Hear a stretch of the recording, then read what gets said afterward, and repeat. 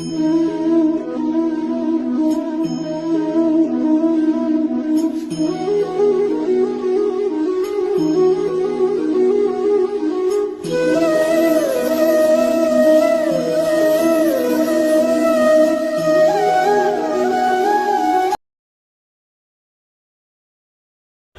हर महादेव। कैसे हैं आप सब? भोलेनाथ आपकी सभी मनोकामनाएं पूर्ण करें, आप स्वस्थ रहें, संपन्न रहें, यही मैं कामना करती हूँ। सावन का पहला दिन है आज और बहुत सारी तैयारियां हमने करनी है। सावन का पहला दिन आया है संडे को, रविवार को, और उससे अगले दिन ही सोमवार आ जाता है, जो सावन के लिए बहुत स्पेशल होता है। बहुत लोग सावन के सोमवार का व्रत रखते हैं, बहुत खुश होते हैं। सावन का मतलब खुशियाँ ही खुशियाँ हैं, हरियाली ही हरियाली है, बारिश भी होगी छमछम, सारे पेड़ पौधे खुश होंगे, सृष्टि खुश होगी और सब खुश होंगे, सभी की मनोकामनाएं पूर्ण होंगी। भोलेनाथ सभी की बातें सुनेंगे और सभी को फल भी देंगे, सभी की इच्छाएं पूरी करेंगे। और हम भी यही चाहते हैं कि भोलेनाथ सबकी इच्छाएं पूरी करें। आज हम छोटी छोटी बातें करेंगे जो हमें ध्यान रखनी है कि हम आज से सोमवार को क्या क्या करेंगे, किस किस चीज़ की तैयारी करेंगे आज, ताकि हमारा नेक्स्ट जो मंडे है, जो फास्ट वाला दिन है, वो कैसा जाए। हम कैसे पूजा करेंगे, पूजा के लिए हमें क्या क्या चाहिए और क्या नहीं चाहिए, किस चीज़ से पूजा नहीं की जाती भोलेनाथ की, यह भी जानेंगे। मैं कौन हूँ? मैं हूँ आपके एस्ट्रोलॉजर, वास्तुशास्त्री। चेहरा भी पढ़ती हूँ, हाथों की लकीरें भी पढ़ती हूँ, आपकी सारथी हूँ। इसलिए आपको नित्य प्रतिदिन छोटी छोटी बातें बताने आ जाती हूँ, ताकि आपसे कोई गलती ना हो, कोई भूल चूक ना हो, आप सभी कामों को पूर्णतः संपन्न तरीके से कर पाएँ। चलिए अब हम बात करते हैं सावन की। सावन में मैंने आपको पहली वीडियो में बताया था क्या करना चाहिए, क्या नहीं करना चाहिए, क्या खाना चाहिए, क्या नहीं खाना चाहिए। आजकल कोरोना का टाइम चल रहा है, कई मंदिर खुले भी हैं, कई नहीं भी खुले। तो कुछ लोग मंदिर जा भी सकते हैं, कुछ नहीं भी जा सकते। अगर खुले भी हैं तो भीड़ की वजह से लोगों का आना जाना इतना पॉसिबल नहीं हो पाएगा। लोगों को मना किया गया कि भीड़ नहीं इकट्ठी करें।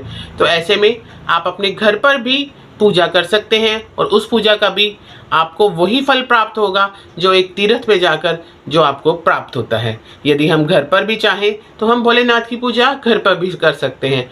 3 तरह के शिवलिंग होते हैं जिन्हें हम घर पर बना सकते हैं और रोज अपनी पूजा कर सकते हैं और भोलेनाथ की कृपा प्राप्त कर सकते हैं। पहले मैं आपको ये बताऊंगी कि कौन सी 3 चीजें हैं जिनसे हम शिवलिंग बनाकर घर पर ही रोज पूजा कर सकते हैं और प्रभु की भक्ति कर सकते हैं। आस्था और प्रेम के साथ, भाव के साथ हम अगर करेंगे तो भोलेनाथ हमारी यह मनोकामना भी पूर्ण करेंगे और हमारी घर पर की गई पूजा को भी स्वीकार करेंगे। अब हम बात करते हैं शिवलिंग अगर हम घर पर पूजा करते हैं, घर पर स्थापित करते हैं, या घर पर हमने अगर मंडे के मंडे पूजा करनी है, व्रत रखना है, या रोज हमें पूजा करनी है, तो हमें 3 तरह के शिवलिंग होते हैं जो हम घर में बना सकते हैं। लेकिन उससे पहले मैं आपको ये बता दूं कि घर पे बनाया गया शिवलिंग या लाया गया शिवलिंग आपके अंगूठे से बड़ा नहीं होना चाहिए। आपके अंगूठे जितना शिवलिंग ही आप घर पर रख सकते हैं। इससे बड़ा शिवलिंग जो होता है वो शिवालय में होता है, मंदिरों में होता है, उसे हम घर पर स्थापित नहीं कर सकते। अगर हम अपना पूजा पाठ घर पर करना चाहते हैं तो उसके लिए हमें काली मिट्टी लानी पड़ेगी, जिसका शिवलिंग हम घर पर ही बना सकते हैं। काली मिट्टी से शिवलिंग का निर्माण कीजिए और उसकी पूजा कीजिए।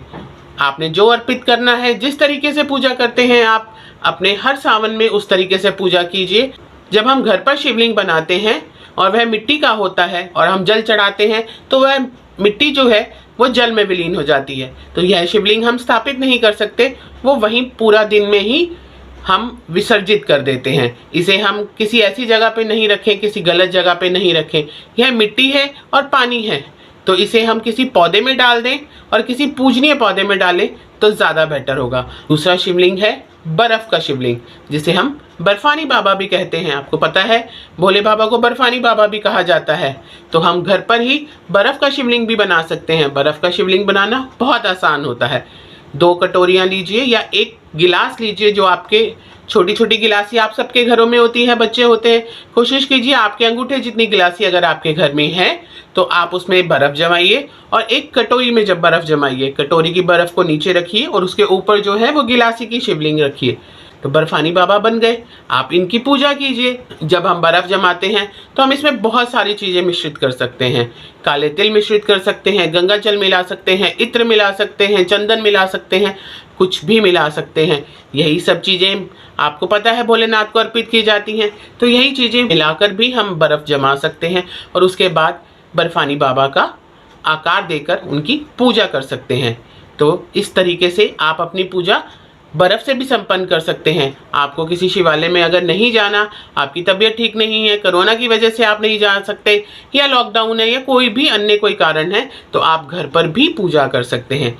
यह जो बर्फ़ है यह बाद में पिघल जाएगी। जब यह पिघल जाए तो वैसे ही कीजिए, किसी ना किसी पूजनीय पौधे में इसे डाल दीजिए। ये पानी हो जाएगा और पानी किसी भी पौधे में डाला जा सकता है। लेकिन ये ध्यान रखिएगा, किसी गलत पौधे में मत डालिएगा, गंदे हाथों में मत डालिएगा, इसे पूजनीय पौधे में ही डालिएगा।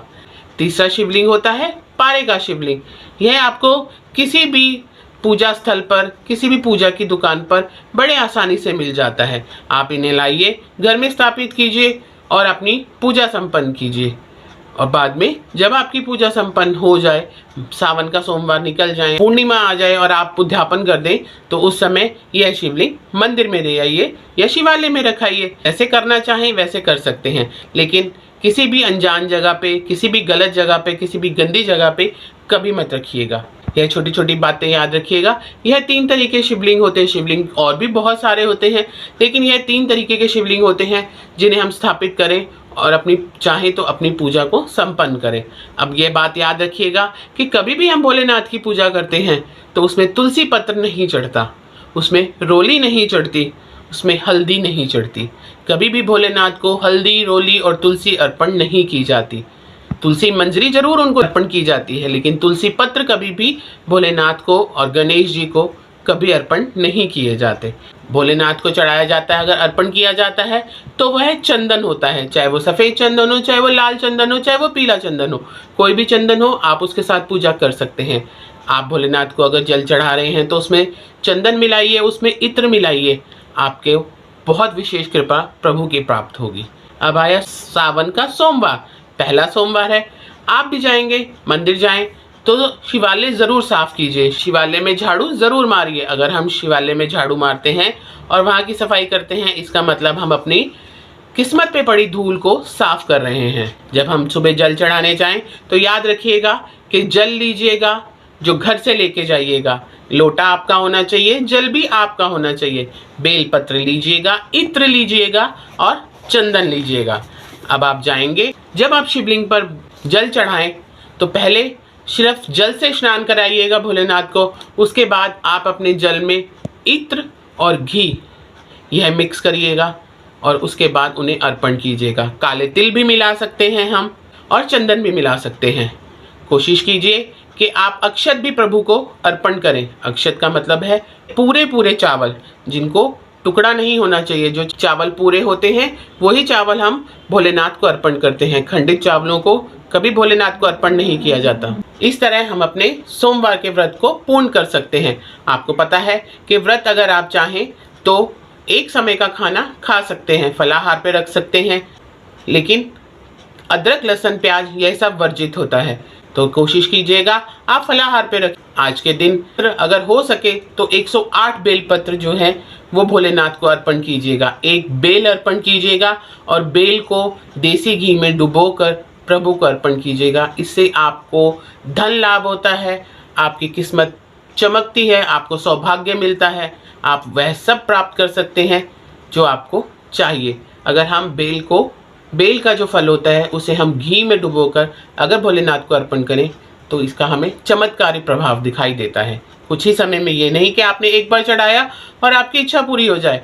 आप ये याद रखिए कि हर चीज़ समय पर होती है, तो समय लगता है। आप यह कार्य करते रहिए। आपके पास 4 सोमवार आएंगे, 4 सोमवार यह कार्य कीजिए, भगवान आपकी इच्छा ज़रूर पूरी करेंगे।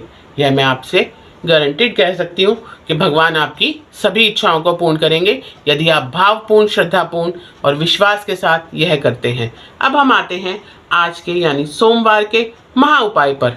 यह महा उपाय अगर आप करते हैं तो मैं आपको लिख कर दे सकती हूँ कि आपकी सभी कामनाएं पूर्ण होंगी। लेकिन ये फिर से मैं कहूँगी कि श्रद्धा के साथ, भाव के साथ, समर्पण के साथ कीजिएगा तो यह काम आप कर पाएंगे और पूर्ण भी होगा। सोमवार के व्रत का महा उपाय शाम को किया जाएगा, संध्या के टाइम भी नहीं, रात को जब हम सोने से पहले 9 बजे के करीब या 9 बजे से 10 बजे के करीब यह आप उपाय कीजिए। यह उपाय जो है वो रात को किया जाता है। एक बात याद रखिए कि सावन के महीने में रात्रि की पूजा बहुत महत्वपूर्ण होती है, बहुत फलदायी होती है।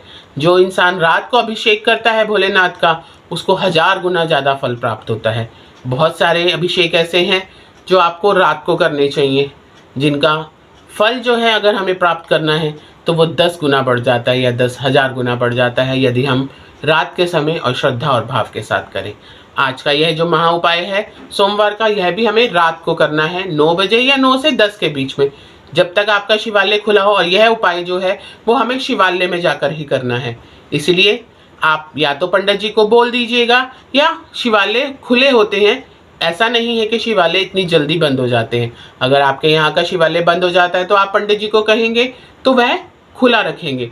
आप जाइए, अपने साथ एक गाय के घी का दीपक लेके जाइए। दीपक बड़ा होना चाहिए जिसमें 16 धागों की बत्ती बनाए।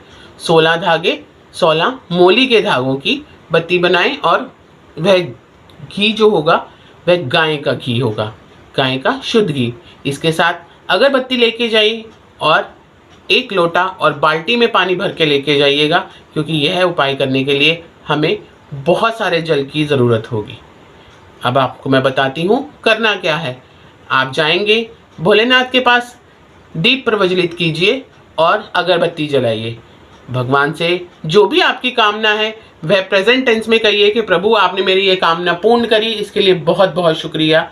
मैं आज आपको अपनी तरफ से यह समर्पित करता हूँ। आप प्लीज़ मेरी श्रद्धा और भाव के साथ मेरी इस विश को पूरी कीजिए। किया आपने, उसके लिए थैंक यू। और मैं ये जो जल आपको अर्पण कर रहा हूँ इसे ग्रहण कीजिए प्रभु। यह कहकर आप प्रभु को 21 लोटे जल अर्पण करेंगे। ध्यान रखिएगा कि मैंने आपको बोला है 21 लोटे जल। और ध्यान रखिए जल चढ़ाते हुए कि धार नहीं टूटनी चाहिए। अगर आपके जल की धार टूट जाती है तो वह उपाय दोबारा से आपको करना पड़ेगा, वह पूर्ण नहीं होगा। इसलिए कभी भी जल चढ़ाएंगे, जब भी 21 लोटे जल चढ़ाएंगे तो कभी धार नहीं छूटनी चाहिए। आप अगर हस्बैंड ने करना है तो वाइफ और हस्बैंड दोनों जाइए, आप करिए, साथ में आपकी जीवन संगिनी आपका साथ देंगी। वो आपको जल पकड़ाएंगी और आपका ध्यान रखेंगी। जो आपको चाहिए होगा वो आपको पकड़ाती रहेंगी। तो जो भी कार्य कीजिए मिलकर कीजिए। वह आपकी धर्मपत्नी है, अर्धांगिनी है, तो वह आपके साथ यह कार्य पूर्ण कर सकती हैं। और अगर आप कर रही हैं तो आपके पति आपके साथ जा सकते हैं, वह आपके जीवन साथी हैं। जितना फल आपको मिलेगा उतना ही उनको मिलेगा। तो दोनों मिलके कीजिए और दोनों ही को कहूँगी कि अपने अपने भाव प्रभु को अर्पण कीजिए कि प्रभु आपने हमारी ये बात सुनी, हमारी ये इच्छा पूर्ण करी, उसके लिए आपका शुक्रिया। कृपया हमारा चढ़ाया हुआ जल जो है ग्रहण कीजिए प्रभु, हमें अपना आशीर्वाद दीजिए, हमारे सिर पर अपना हाथ बनाए रखिए। आपकी कृपा हम पर बनी रहे, हमारे घर पर बनी रहे, हमारे बच्चों पर बनी रहे। यही हम चाहते हैं प्रभु। यह भाव जब आप प्रभु को दिखाएंगे तो वह जल्द ही, जितनी जल्दी हो सकेगा, आपकी जो इच्छा होंगी उन्हें पूर्ण करेंगे और आपको आशीर्वाद देंगे। ध्यान रखिएगा, यह बात किसी को बताइएगा मत। यह उपाय चुपचाप कीजिए। यह उपाय कीजिए, मैं आपको लिख कर दे सकती हूँ। यह उपाय बहुत चमत्कारी प्रभाव दिखाता है यदि आप श्रद्धा और भाव के साथ करें। यह बहुत कठिन उपाय नहीं है, इसमें कुछ भी ऐसा नहीं है जो आपको बहुत मुश्किल लगे। एक जल चढ़ाना है प्रभु को और अपनी इच्छा पूर्ण करवानी है। बहुत लोगों ने यह किया है और बहुत चमत्कारी प्रभाव उन्हें प्राप्त हुए हैं। तो आपसे भी यही कहूँगी, भाव के साथ, समर्पण के साथ कीजिए और फिर देखिए आपकी ज़िंदगी में कैसा चमत्कार होता है।